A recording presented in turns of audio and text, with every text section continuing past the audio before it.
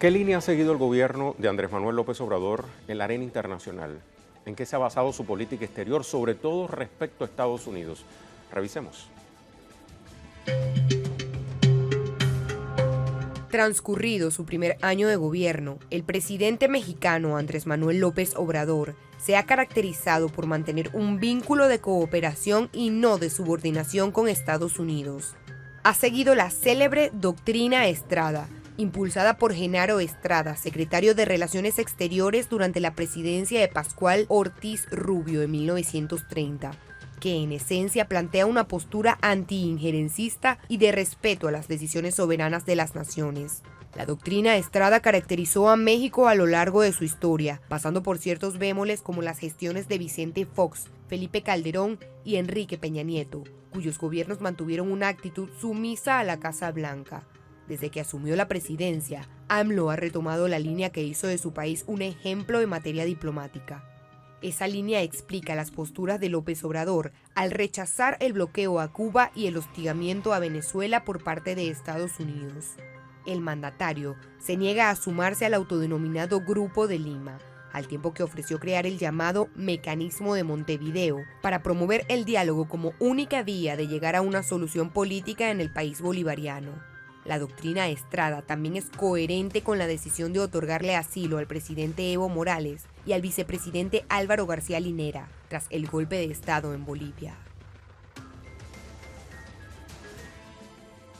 Vamos entonces al segundo momento del análisis en la jugada crítica. Nos acompaña en esta ocasión Julián Rivas, como veíamos antes de la pausa, periodista, experto en temas internacionales. Bueno, Julián, ante todo muy agradecido porque haya aceptado nuestra invitación y ya vemos entonces que este anuncio hecho días atrás por el presidente Trump se da también en un contexto donde México ha desempeñado un papel significativo durante este último año de gestión del presidente AMLO. Exacto. En la arena internacional, quiero decir. Sí, en efecto, México es un país muy importante en América Latina, en el mundo hispano. Algunos plantean la idea de que debemos empezar a hablar más de Iberoamérica para poder entendernos como identidad. Y México, con el presidente López Obrador, ha transmitido una imagen fresca de la política de rectificación, de búsqueda, de comprensión de distintas situaciones que se han vivido en ese país. México no es un país cualquiera. México está hoy entre las 12, 15 más grandes economías del mundo. Sin embargo, Estados Unidos persiste en tener una especie de tutelaje sobre la política mexicana. Porque así lo ha tenido durante las administraciones anteriores a Andrés Manuel López Obrador. Bueno, prácticamente por 200 años México ha sido víctima de Estados Unidos o de los anglosajones. Yo creo que el problema central de la política nuestra es que queremos ver los referentes en términos inmediatos. Lo único inmediato que se puede medir son los días y los años, porque hay traslación del sol y hay noche y día. Lo demás es inventado. Y desde mediados del siglo XVI, los anglosajones se han dedicado a avasallar, a atropellar y tratar de cambiar el ser, la identidad de los pueblos de origen iberoamericano. Cuando usted se refiere a los anglosajones, se refiere a las los personas ingleses de habla inglesa que llegaron a territorio estadounidense, que ya había sido poblado por grupos originarios. Incluso España ya tenía una colonia ahí que era la Florida. Estados Unidos y los ingleses desplazaron a España y a los ibéricos de la América del Norte a partir de una campaña de difamación, utilizando los libros de las casas e implantaron un régimen esclavista peor. Utilizaron los gérmenes del sionismo, se dan en ese proceso, particularmente a partir del mandato de Cromwell, 1550-60, cuando ellos definitivamente impulsan una política de robar territorio a lo que por tratado estaba asignado a España. Estados Unidos nunca aceptó, Inglaterra nunca aceptó el Tratado de Tordesillas de 1494, poco 2 años después de la llegada de Colón, que repartía el mundo entre España y Portugal. Tampoco aceptó la unión de Portugal con España de 1580 a 1640, que hubo piratería de todo tipo. Y a la vez, Estados Unidos nace como una nación en 1776. Sin embargo, ya en 1754, George Washington es uno de los que estimula el robo de territorio a Francia y se genera una guerra que termina en el primer Tratado de París. Pero ¿cómo así si George Washington es considerado uno de los mayores era un surgidos de expansionista Estados y era un guerrerista de la colonia inglesa. Huele que Estados Unidos, para consolidarse como independencia, pasó 10 años de guerra, tuvo que intervenir España y Francia, aislar a los ingleses, bloquearlos marítimamente para que ganaran los estadounidenses, y ahí fueron muchos soldados españoles, como Miranda en aquel entonces. Entonces, toda esta situación que generó el Tratado de París, en el cual Francia entrega a Canadá, le entrega la Luisiana española a España, la Luisiana, eso es destruido por Estados Unidos. Cuando se da la independencia formal, en 1784, 87, hay el Tratado de París, el segundo tratado. Sí. Ese tratado, Estados Unidos adquiere más territorio al oeste. Y luego vienen otros procesos, particularmente el más nefasto, el Tratado de Annan-Onís de 1817, 1819, que es lo que se cree que Estados Unidos y México tenían un límite en el paralelo 42 norte. No, era mucho más arriba. Cuando se da la Revolución Francesa, España estaba por conquistar toda la región norte del Canadá, incluyendo hasta Alaska. Entonces, ¿qué ocurre? Ha sido una política de generación de conflictos, contingencias para agredir y avanzar. Esta situación la llevó que una vez que México se declara independiente, dicen que es mucho territorio, y el presidente Paul monta una guerra y le roba la mitad del territorio a México. Y así como apoyaron Texas para ser independiente. Entonces ha sido un proceso errático que nos está llevando a una situación en que la ofensiva es al interior de los países. Estados Unidos no quiere en América Latina países independientes. Y soberanos. Y la Organización de Estados Americanos es una administración de conserjería. Así nos quieren, gobiernos conserjería en el cual, y particularmente con el señor Trump, que no es globalista, sino es un nacionalista a su manera. Nosotros no hemos entendido al señor Trump. Ese señor es economista, pero también es antropólogo, de ahí su política migratoria, de ahí su política en relación al narco. A ellos no les interesa eliminar el narcotráfico, les interesa controlarlo. Si hubieran querido eliminar el narcotráfico... ¿Cuál es la visión antropológica que maneja Donald Trump? Anglosajón, blanco, hegemónico, en función de una gran alianza histórica con Inglaterra, Canadá, Australia, que incluso de corte militar, la utilización de la OTAN con sus fines cuando les conviene, la sumisión de Europa, que Europa se bloquee cualquier relación con China o Rusia. Es un juego, estamos en una nueva guerra. Una nueva guerra que ahora tiene un nuevo campo de acción. Muy interesante. Ya no solo bastan los ejércitos. Estados Unidos, en el marco de la explosión de todo, ha llegado a la conclusión de que hay que desestabilizar los países con policías. Y para eso están utilizando aparentemente el FBI. Entonces ese rol policial activo para desestabilizar el gobierno que vimos en Bolivia, en Venezuela también se ha visto, es parte de la nueva política de Estados Unidos. No solo en el campo de seducir militares, sino policías.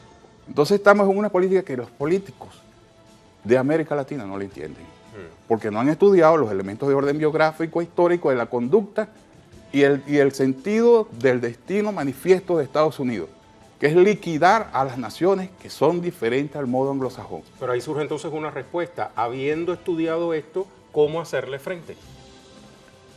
Sencillamente hay que acabar, lo que decía Vasconcelos, los políticos incapaces, mediocres y limitados que hay en América Latina.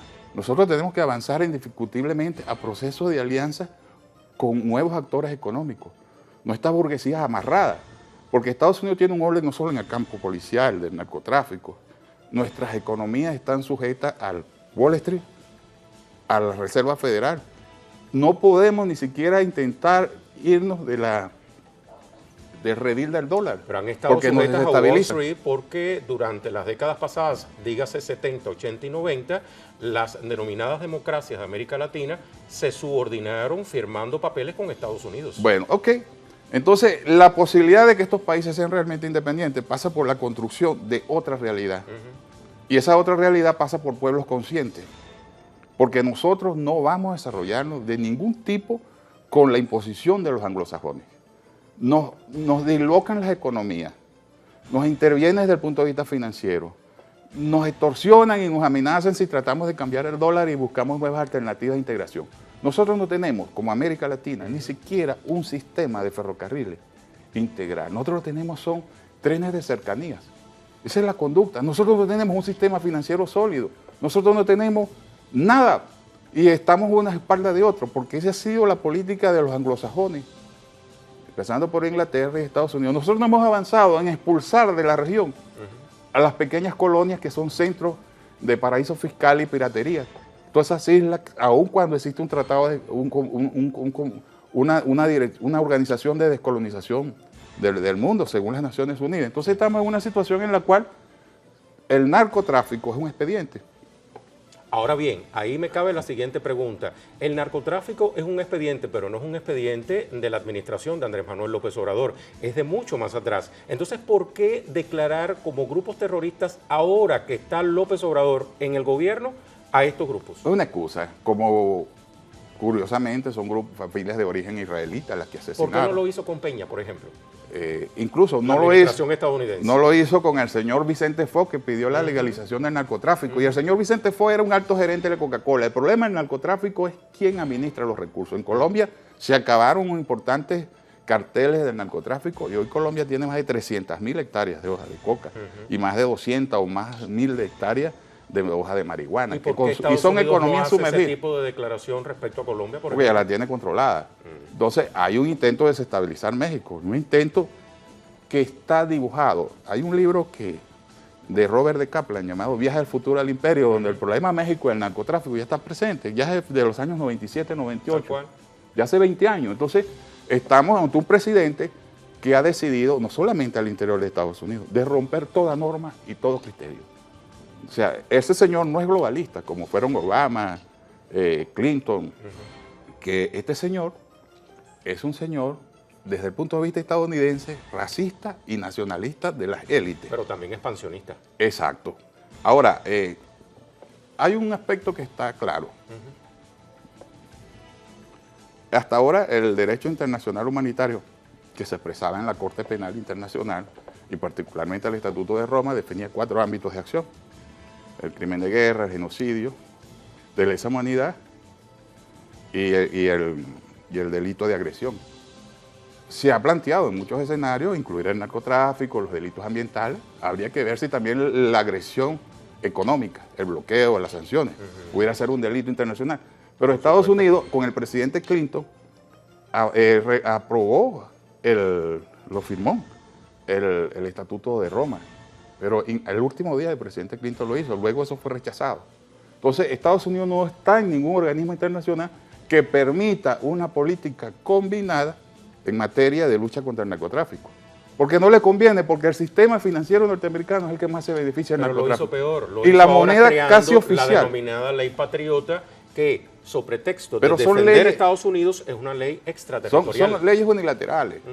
No hay ningún convenio internacional que permita confrontar el narcotráfico o definirlo o orientarlo, porque hay países que están viviendo el narcotráfico.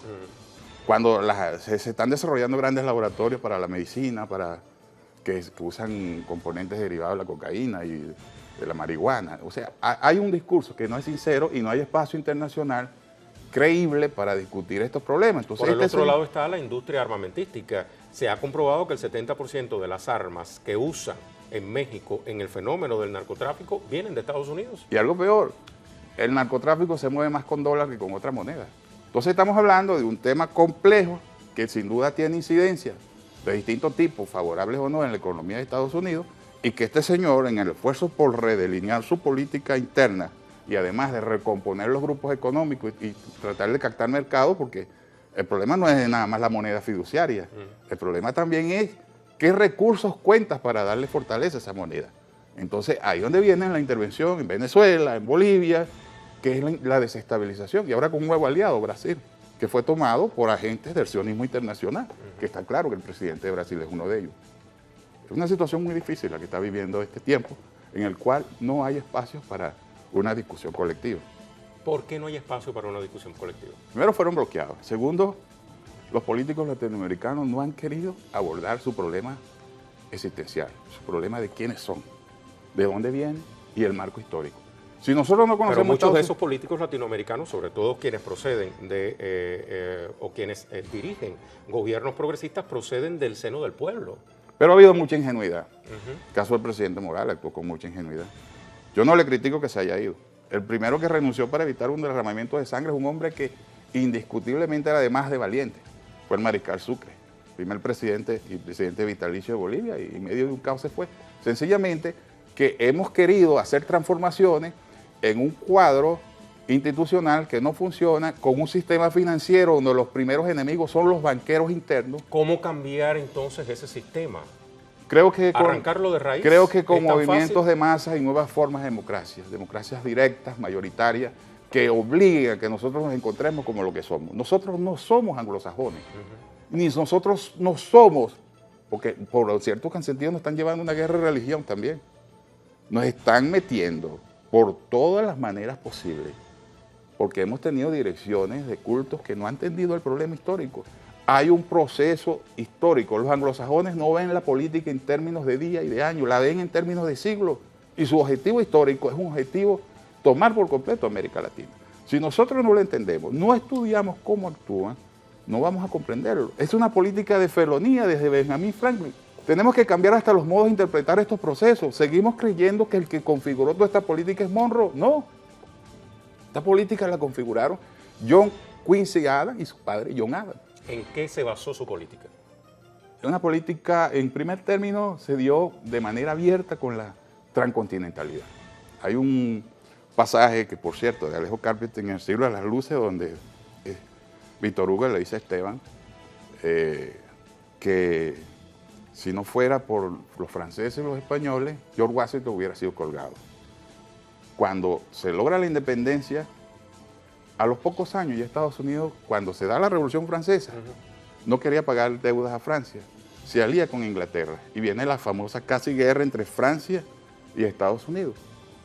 Una guerra que para nosotros es significativa, porque uno de los grandes combatientes es un padre de la independencia que no conocemos, que es de nacido de Santa Lucía, Juan Bautista Vidó, uno de los formadores del Ejército de Oriente junto a Santiago Mariño. Esas cosas no las conocemos. Entonces, quien no conoce su historia no está en capacidad de darle un giro distinto a este proceso. Nosotros no somos anglosajones, pero sencillamente ellos han cambiado nuestro ser, nos pusieron a consumir papitas, nos pusieron a consumir su cultura en materia de deporte y arte, nos pusieron a servirle a ellos. Y todos los proyectos de desarrollo han girado en función de ellos. Si nosotros como latinoamericanos nos encontramos y establecemos realmente un sistema financiero propio, una política policial propia, un sistema de defensa propio, no que nos vengan ahora con el TIAR, con ese refrito, porque esa es la OTAN. Nosotros estuvimos callados ante el ingreso de la OTAN en Colombia.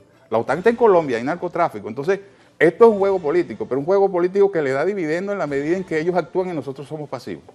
Ese es el problema central de América Latina. O sea, que hay que reconocerse en primer lugar como pueblos y a partir de la base popular aplicar las políticas. Aplicar nuevas formas de democracia y participación. Creo que el presidente de México ha sido muy interesante en su liderazgo y México ha retomado un papel de faro en América Latina porque hay una capa intelectual tras él.